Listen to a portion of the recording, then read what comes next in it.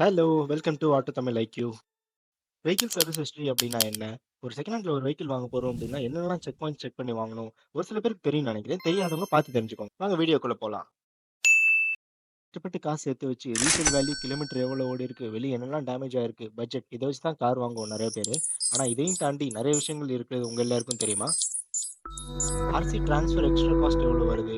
Repair என்னென்னலாம் பண்ணணும்? Resale depreciation value, accident ஆயிருக்கா? கால் டூ ஆக்ஷன் நடந்திருக்கா? இது எல்லாத்தையும் பார்த்து எடுக்கிறது தானே குட் டெசிஷன். ஆட்டோமொபைல்ல நாலேட்ஜ் இல்ல. இதெல்லாம் எப்படி செக் பண்றது? உங்களுக்கானது தான் நான் கிரியேட் பண்ணியிருக்கேன் இந்த பிளாட்ஃபார்ம். யாருக்கெல்லாம் இது யூஸ்ஃபுல்லா இருக்கும் அப்படின்னா, கார் டீலர்ஸ் அண்ட் செகண்ட் ஹேண்ட்ல கார் வாங்கி ஓனர் ஆகணுன்றவங்களுக்கு தான்.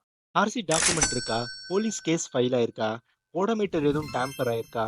அப்புறம் இன்டீரியர் சைல்ட் காம்பனன்ட்ஸ்ல எதுவும் இஷ்யூ இருக்கா? ஏஸ்தெட்டிக்கல் டேமேஜ், ஃப்ளட் அஃபெக்டடா, ஓவராலா car score and price value, whether to buy or not.